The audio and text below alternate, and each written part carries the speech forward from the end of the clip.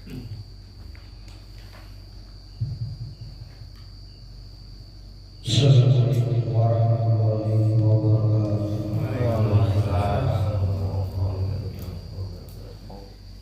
Ilahi syaitan syaitanullah warahmatullahi radhiyallahu al-Fatihah.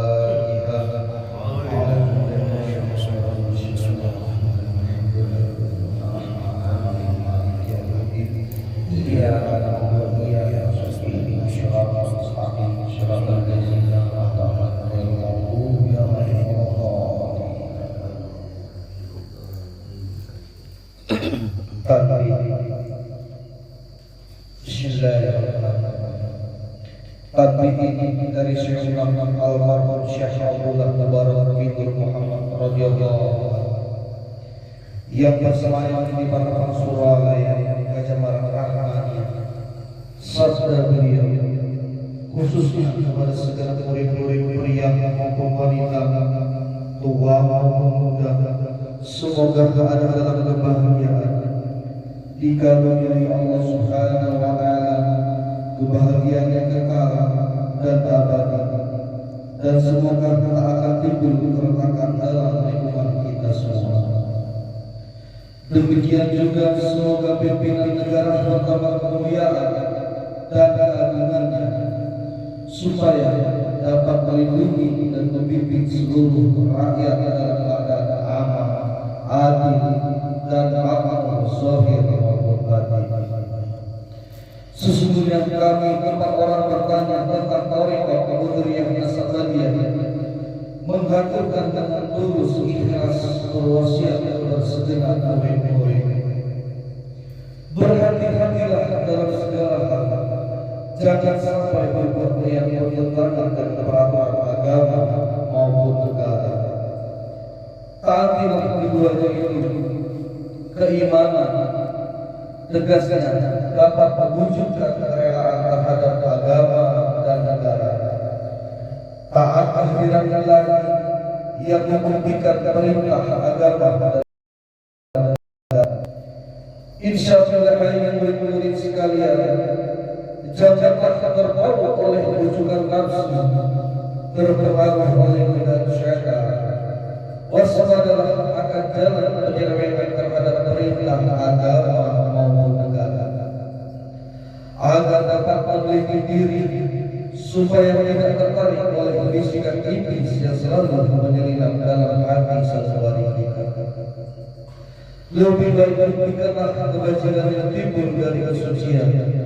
Pertama, terhadap orang-orang yang lebih tinggi daripada kita, baik zahir maupun batin, harus kita hormati. Begitulah seharusnya hidup rukun dan saling menghargai. Kedua, terhadap sesama yang sederajat dengan kita dalam segala-galanya, jangan sampai terjadi persengketaan. Sebaliknya, bersikap rendah hati, bergotong royong dalam melaksanakan perintah agama maupun negara.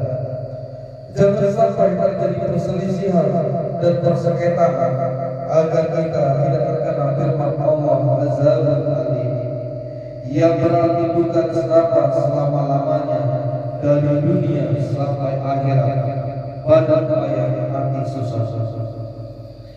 Ketiga, terhadap orang-orang yang keadaannya di bawah kita, janganlah menghinakannya atau berbuat tidak senonoh, bersikap angkuh. Sebaliknya, harus belas kasihan dengan kesadaran agar mereka merasa senang dan gembira hati. Jangan sampai merasa takut dan liar, bagaikan tersayang hatinya. Sebaliknya, harus dibimbing dengan nasihat yang lemah lembut, yang akan memberi keinsafan dalam menapaki jalan kebajikan. Keempat, terhadap fakir miskin harus kasih sayang, ramah tamah, serta berbalas budi, bersikap dermawan, mencerminkan bahwa hati kita sadar. Coba rasakan diri kita pribadi, betapa pedihnya jika dalam keadaan kekurangan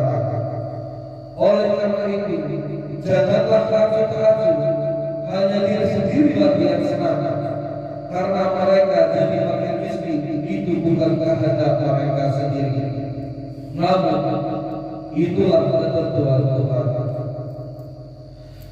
Demikianlah semestinya sikap manusia yang penuh kesadaran, meskipun terhadap orang asing, karena mereka itu masih keturunan Nabi Adam alaihi salam. Mengingat ayat 70 surat Al-Isra yang artinya, sangatlah kami memuliakan keturunan Adam, dan kami sebarkan mereka di darat dan di lautan, dan kami beri kepada mereka rezeki yang baik-baik, dan kami mengutamakan mereka lebih utama dari makhluk lainnya. Kesimpulan dari ayat ini bahwa kita sekalian seharusnya saling menghargai. Jangan timbul kekecewaan mengingat surat Al-Maidah ayat 2 yang mafhumnya, hendaklah tolong-menolong dengan sesama dalam melaksanakan kebaikan dan ketakwaan dengan sungguh-sungguh terhadap agama maupun negara. Sebaliknya, janganlah tolong-menolong dalam berbuat dosa, bermusuhan terhadap perintah agama maupun negara. Ada masalah agama itu terserah agamanya masing-masing. Mengingat surat Al-Kafirun ayat 6, agamamu untuk kamu, agamaku untuk aku. Maksudnya, jangan terjadi perselisihan. Wajiblah kita hidup rukun dan damai, saling menghargai, tetapi janganlah sekali-kali ikut campur. Cobalah menemukan kata leluhur kita, sinar logam inalian jalur, ulah serak dibuat.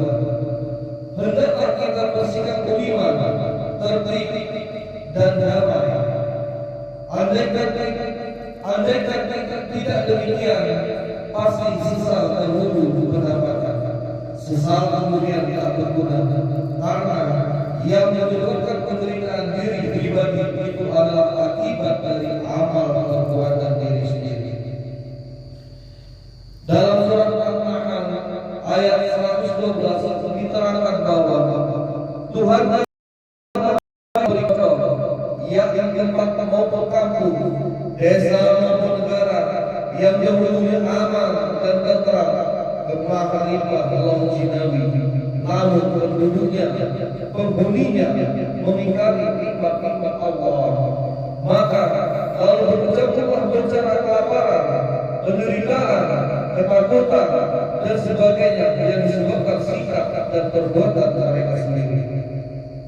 Dengan demikian, hendaklah segenap murid-murid bertindak hati-hati dan teliti, aktif jauh pamili dalam segala jalan yang menempuh guna kebaikan zahir maupun batin, dunia maupun akhirat, supaya hati tentram, jasad nyaman. Jangan sekali-kali timbul persengketaan. Tidak lain tujuannya budi utama jasmani sempurna, catat banget. Tiada lain kita korek Qadiriyah Sabadiyah, amalkan dengan sungguh-sungguh guna meraih kebaikan zahir batin, menjauhi segala kejahatan zahir batin yang bertalian dengan jasmani maupun rohani, yang selalu selimuti bujukan nafsu digoda oleh daya syaitan. Wasiat ini mesti dilaksanakan dengan sesama oleh segenap murid-murid supaya bisa mencapai keselamatan dunia dan akhirat. Batak Surabaya 13 Februari 1905. Wasiat ini disampaikan kepada segenap ahli-ahli yang oleh Kiai Haji Al-Hafsihul Wafat Al-Arifin radhiyallahu anhu. Ujian mutiara, jangan membenci ulama yang sejabat, jangan menyalahkan pengajaran orang lain, jangan memeriksa murid orang lain, jangan meninggalkan tempat jika tersebut, harus menyayangi orang yang membenci kepada pengersatul almarhum ila dari Syekh Al-Muharram Syekh Al-Maksudul Wafat Al-Arifin radhiyallahu anhu.